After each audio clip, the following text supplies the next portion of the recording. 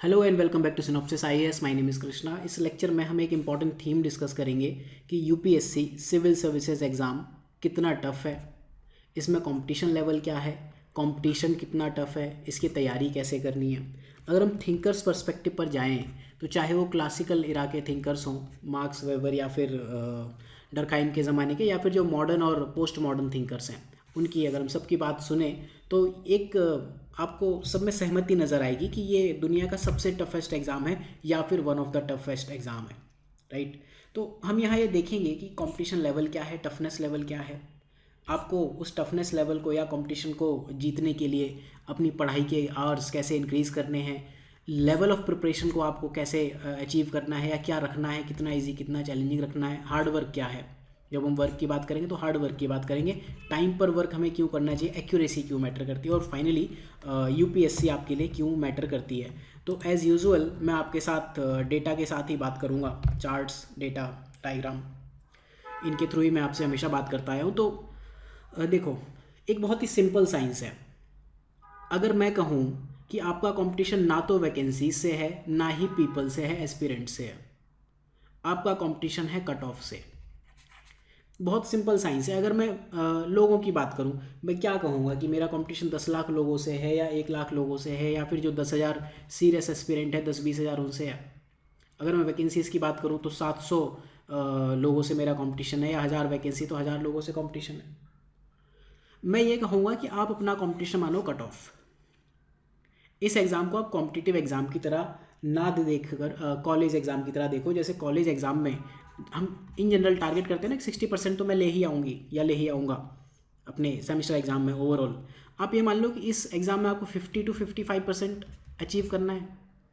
Paper थोड़ा सा easy है तो 55%, बहुत इजी है तो 60%, और जो आज के टाइम पे पेपर का लेवल आ रहा है 50%, ये आपका कट ऑफ है। तो आपका कंपटीशन कट ऑफ से है, मार्क्स से है। आपको 50% स्कोर करना है। जैसे पुराने ज़माने में हिंदी मीडियम में 33% पासिंग मार्क्स होते थे, शायद इंग्लिश मीडियम में 40% होंगे, जो भी होगा। किसी एग्ज़ाम में बैठने के लिए ग्रेजुएशन में कट ऑफ मार्क्स शायद 60% होते हैं बहुत जगह। तो ये आपका है कंपटीशन लेवल, ना कि ये वैकेंसीज़ या नंबर ऑफ़ पीपल। ये बहुत सिंपल साइंस है। अगर मैं ये कहूँ, मैं ये मानूँ कि सिर्फ एक ही वैकेंसी है, ज़्यादा वैकेंसी है नहीं, 700 छोड़ दो, सिर्फ एक ही वैकेंसी है और मुझे उसमें 55% स्कोर करना है, तो मैं उसके अकॉर्डिंग पढ़ूंगा ना। मैं दूसरे लोगों को क्यों देखूंगा। कॉलेज में क्या होता है, हम दूसरे लोगों को नहीं देखते ना, हम देखते हैं कि अच्छा 50% पे हम पास हो जाएंगे, ठीक है, 50% हम स्कोर करने के लिए पढ़ते हैं, दैट्स इट, इतना ही है। अगर आप इस वे में तैयारी करते हो तो फिर आप चीज़ें कर ले जाओगे। आप ये भूल जाओ कि बुक्स कितनी हैं, पता नहीं कहाँ से क्वेश्चन पूछ लेगा। बीटेक में एक average mechanical engineer 48, 50 to 60 books पढ़ता है। गेट का जब हम एग्ज़ाम देने जाते हैं तो वहाँ रिलेटिवली ज़्यादा बुक्स है, टफनेस लेवल गेट का भी कम नहीं होता। तो यूपीएससी को ही इतनी आपको वेटेज नहीं देनी चाहिए। और जो यूपीएससी में अनप्रिडिक्टेबल, जो लोगों ने एक नई फुल फॉर्म बनाई है, उसको भूल जाओ, अनप्रिडिक्टेबल एलिमेंट को भूल जाओ। 50 या 55% जो भी है, that is very much predictable. और जो 2-4 नंबर से आपकी कट ऑफ इधर उधर हो जाती है, उसकी हम यहाँ बात कर लेते हैं। उसका एक सॉल्यूशन है, स्टॉप सिली मिस्टेक्स। अगर आप सिली मिस्टेक्स रोक देते हो तो आप डेफिनेटली उस जोन में पहुँच जाओगे। एक बार ये ग्राफ समझने की कोशिश करते हैं। मान लो हम, ये प्रीलिम्स है, इस प्रीलिम्स एग्जाम की तैयारी कर रहे हैं, ये प्रीलिम्स की कट ऑफ है, ये 100 मार्क्स है। ओवरऑल 100% अगर आप स्कोर करते हो तो 200 मार्क्स है, ठीक। तो अगर आप एक सीरियस एस्पिरेंट हो, यहाँ पर मैं टाइम देख लूँ एक्स एक्सिस पर, तो जैसे जैसे मैं तैयारी करते जाता हूँ, इनिशियली तो मेरे मार्क्स बहुत तेज़ी से बढ़ेंगे। यहाँ तक आप देखो, 1-2 महीने में ही हो सकता है मैं 70 नंबर पर या 60 नंबर पर पहुँच जाऊँ। अब सारी कहानी यहाँ हो रही है। यहाँ से कट ऑफ यहाँ तक आने में आपको रिलेटिवली डबल ट्रिपल टाइम लग रहा है। 60-70 नंबर आने में आपको अगर इतना टाइम लगा है, तो कट ऑफ के आसपास पहुंचने में इतना टाइम लगा, राइट।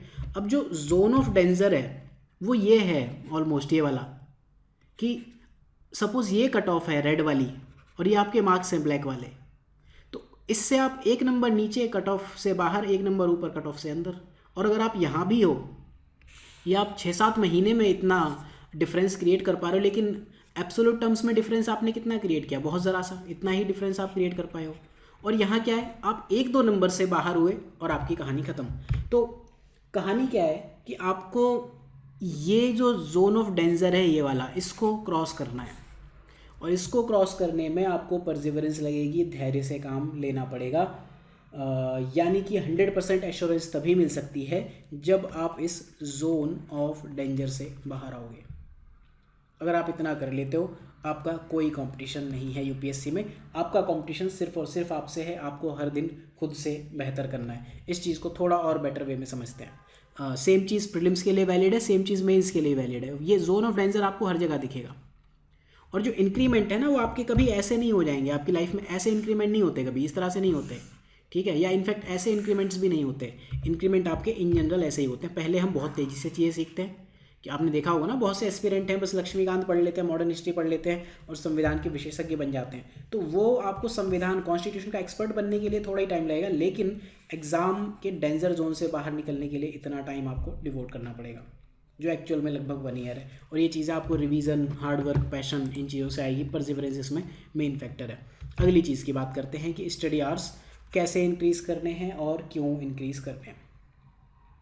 मैं आपको एक सिंपल चीज़ कहता हूँ, अगर आपको स्टडी आवर्स इंक्रीज़ करने और अगर आप अगले साल के लिए तैयारी करें 2023 के लिए, तो अपनी जो पढ़ाई है 1 से 2 मिनट पर डे, बस इतनी आप डेली इंक्रीज़ करो। सपोज़ आज आप 3 घंटे पढ़ते हो और अगर आपने 2 मिनट पर डे, या मैं कहूँ इनफैक्ट 1 मिनट पर डे भी आप करते हो, तो आफ्टर 1 मंथ आप 30 मिनट का एज ले लोगे, 3.5 आवर्स आप पढ़ लोगे। आफ्टर 6 मंथ्स 6 आवर्स आपका एवरेज हो जाएगा, और 6 आवर्स तो बहुत होता है। सिर्फ 1 मिनट का गेन लेकर आप इतना पहुंच सकते हो। और ये जो पावर है ये इस तरह से वर्क करती है, that power of tiny gains.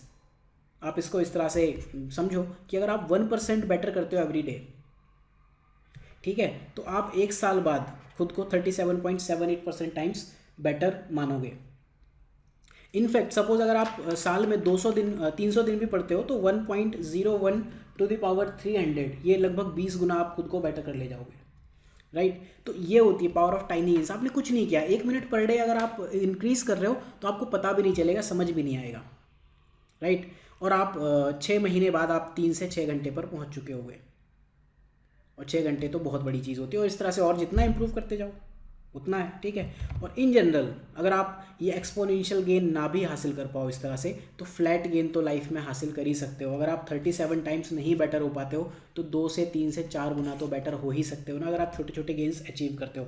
मैंने आपको बहुत सिंपल बताया, 1 से 2 मिनट पर डे। और बाकी एग्जाम के अकॉर्डिंग देख लो, अगर आपका एग्जाम बिल्कुल पास में, इसी साल आप दे रहे हो एग्जाम 40-45 मिनट है, तो 10 मिनट डेली इंक्रीज़ करके देख लो, एक हफ्ते में आप 70 मिनट इंक्रीज़ कर ले जाओगे। तो ये टाइनी गेन, फ्लैट गेन्स, ये चीज़ आप ध्यान रखो। इस वे में आपको अपनी स्टडी इंक्रीज़ करनी है। अब स्टडी इंक्रीज़ करने का हमने एक सिंपल तरीका देख लिया। अब हम बात करते हैं कि लेवल ऑफ प्रिपरेशन क्या रखनी है, टफनेस क्या रखनी है, बेसिकली कितना इजी, कितना चैलेंजिंग रखना है। ये फिगर आप बनाना सीख लो, यूपीएससी में काम आएगी। मिहाई की एक बुक है द फ्लो स्टेट के बारे में बात करते हैं, उसमें उन्होंने ये ग्राफ डिस्कस किया हुआ है। बेसिकली एक्स एक्सिस पर स्किल्स हैं और वाई एक्सिस पर चैलेंजेस हैं। अगर आप अपनी स्किल से, अगर सपोज आपकी स्किल सेट ये है और चैलेंज आपने बहुत लो, ये चैलेंज आपने ये लिए हुए हैं, तो आप बोर हो जाओगे। और अगर आपकी स्किल सेट यहाँ है और चैलेंज आपने बहुत बड़ा ले लिया, तो एंग्जाइटी हो जाएगी। और इश्यूज़ यही आ रहे हैं यूपीएससी तैयारी में, स्किल सेट तो हमारा यहाँ है और हमने चैलेंजेस यहाँ ले लिया, तो एंग्जाइटी लेवल बढ़ना ही बढ़ना है। आपको क्या चीज़ एश्योरेंस चाहिए कि जो स्किल लेवल है उसके अकॉर्डिंग ही आप अपनी मेहनत करोगे। ये अगर ये वाली स्टेट है, ये फ्लो स्टेट है, यहाँ पर आप इजीली मेहनत कर सकते हो। इससे नीचे भी नहीं जाना है, इससे ऊपर भी नहीं जाना है। आप देखो, डे 1 आप इंटरव्यू नहीं देना चाहोगे ना, राइट। डे 1 आप इंटरव्यू भी नहीं देना चाहोगे, और डे 1 आप सीधे 4th या 5th क्लास की हिस्ट्री और ज्योग्राफी भी नहीं पढ़ना चाहोगे। एग्जैक्टली वैसे ही है कि अगर मैं आपको क्रिकेट खेलने को कहूँ, तो आप सीधे बुमराह की यॉर्कर खेलने भी नहीं चले जाओगे और 5-6 साल के बच्चे की गेंद भी नहीं खेलोगे। आप अपने लेवल के बंदों से कॉम्पीट करोगे। तो फ्लो ये रखनी है। फ्लो चैनल इस तरह से काम करती है। इस फ्लो के लिए एक चीज़ आपको ध्यान रखनी है कि जो आप काम कर रहे हो, जैसे मैंने बताया, ना तो बहुत आसान होना चाहिए ना बहुत टफ होना चाहिए। आपकी जो प्रैक्टिस लेवल है डेली, वो आपके स्किल सेट से, स्किल सेट आपका ये है ना, राइट, ये मान रहा हूँ मैं, स्किल सेट से थोड़ी टफ होनी चाहिए, ठीक। जो आपका प्रैक्टिस लेवल है, प्रैक्टिस लेवल या एफर्ट्स हैं, दो should be greater than skill levels. Skill से थोड़ा टफ होनी चाहिए। आप कहीं इस जोन में मेहनत करोगे तो आपको मज़ा आएगा काम में। काम आपको ऑटोटेलिक लगेगा, AUTOTELIC, ऑटोटेलिक। ऑटोटेलिक एक्टिविटी वो होती हैं जहाँ मतलब effort on work is reward, जैसे हम म्यूज़िक बजाते हैं तो म्यूज़िक बजाना अपने आप में रिवॉर्ड है, वो ऑटोटेलिक एक्टिविटीज़ है, काम या एफर्ट में ही हमें मज़ा आ रहा है, राइट। तो हमें इस लेवल पे अपनी टफनेस रखनी है, जो भी हमारी आज की स्किल है उससे थोड़ा सा टफ। अगेन जो हमने अभी पिछली स्लाइड में बात की थी कि अपनी खुद की जो कैपेसिटी है, कैपेबिलिटी है, उससे 1 से 2 मिनट ज़्यादा ही तो हम पर डे बात कर रहे हैं, बस इतना ही। अगर आप रोज़ 10 पेज पढ़ते हो तो आप ट्राई करो कि आज से 11 पेज पढ़ना शुरू करोगे। अगर आप रोज़ 3 घंटे पढ़ते हो तो आज से ट्राई करोगे 3 आवर 2 मिनट ऐड करोगे, अगले दिन फिर 3 आवर 4 मिनट, इस तरह से 2-2 मिनट ऐड करते जाओगे, बस इतना ही है, इतना ही आपको रखना है। अब हम बात करते हैं वर्क या हार्ड वर्क। अब वर्क को लेकर तो लोगों ने काफ़ी सारी डेफिनेशन दी है, मैं आपको एक बहुत ही सिंपल डेफिनेशन देता हूँ। वर्क वो है which leads you to the goal. इस एग्जाम के लिए अगर आप राइट बुक्स पढ़ रहे हो या राइट एक्टिविटी कर रहे हो, वो फिजिकल भी हो सकती है, मेंटल भी हो सकती है, हेल्थ वाइज भी हो सकती है, योगा भी हो सकती है, और बुक रीडिंग, ये फिजिकल एक्टिविटी हो गई, book reading and yoga mental activity में आप इंक्लूड कर सकते हो, राइट। तो जो एक्टिविटीज़ आपको गोल की तरफ ले जा रही है वही वर्क है, बाकी सब यूजलेस है या सेकेंडरी है, एटलीस्ट इस एग्जाम के पॉइंट ऑफ व्यू से तो उसका कोई लेना देना नहीं है। आपको ये चीज़ ध्यान डेफिनेटली रखनी चाहिए कि क्या करना है और क्या बिल्कुल नहीं करना है। आपको ये चीज़ ध्यान रखनी है कि ये काम ऐसे तो किया जा सकता है और ऐसे बिल्कुल नहीं किया जा सकता। ये चीज़ सबसे ज़्यादा इंपॉर्टेंट है, what not to do.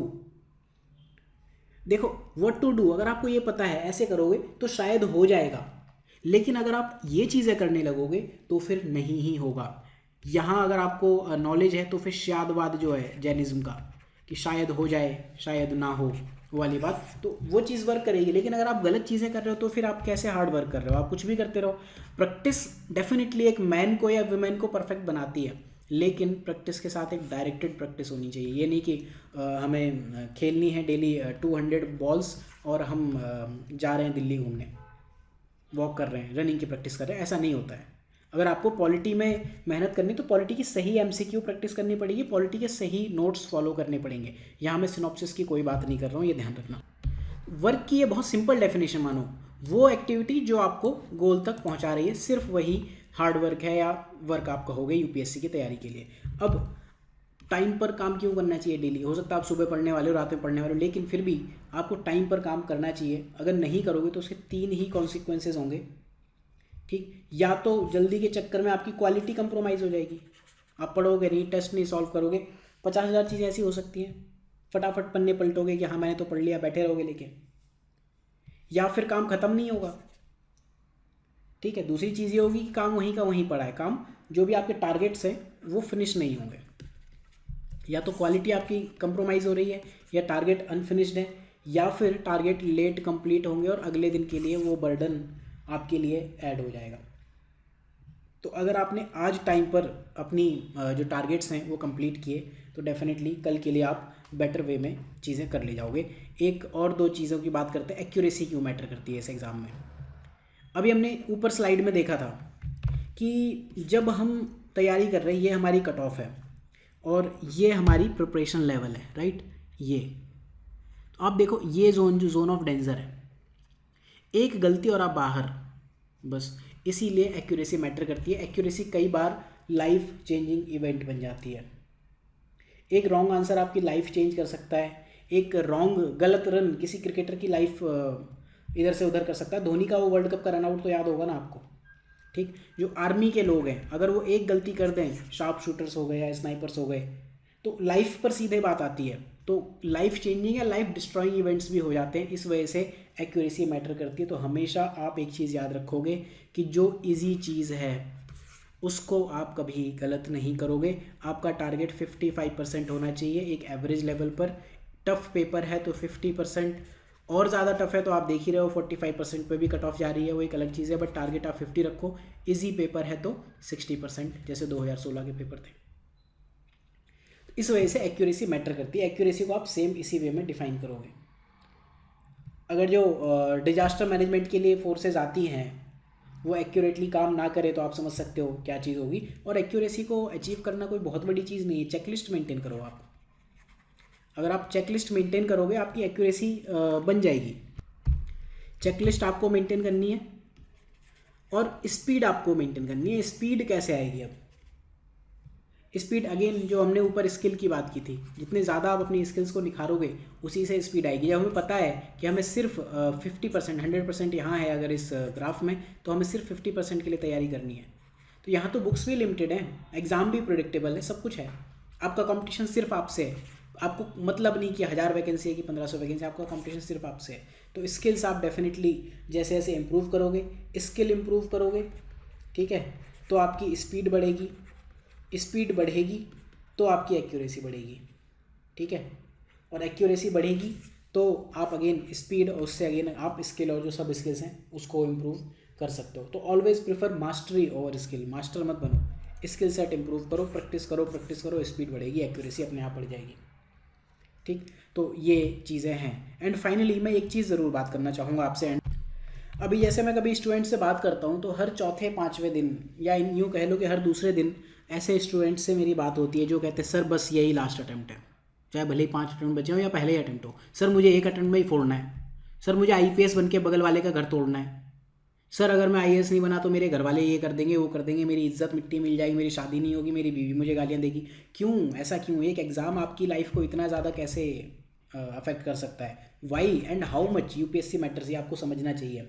UPSC सिर्फ एक एग्ज़ाम ही है, एक एग्ज़ाम, ये फाइनल वे नहीं हो सकता लाइफ में सक्सेस डिटरमाइन करने का। आप जब लाइफ में सक्सेसफुल होना चाहो तब सक्सेसफुल हो जाओगे, उसका UPSC से क्या लेने देना है, ठीक है। UPSC में आप सक्सेसफुल हो गए, 1-2 टॉपर स्टॉक दोगे, 4 रैंक जो है ना, हो सकता है उसको आप जानते भी ना हो, किसी साल की रैंक 4 एक वो अर्तिका शुक्ला थी, उनको आप जानते हो, उसके बाद के साल के कई हर साल एक रैंक 4 आते हैं, आप जानते हो उनको। रैंक 5 पिछले साल का कौन था उनको जानते हो, या फिर उससे पिछले साल के रैंक 5 जानते हो? कब तक जानोगे? रैंक 1 तक को तो हम भूल जाते हैं। तो कितना मैटर करती है UPSC?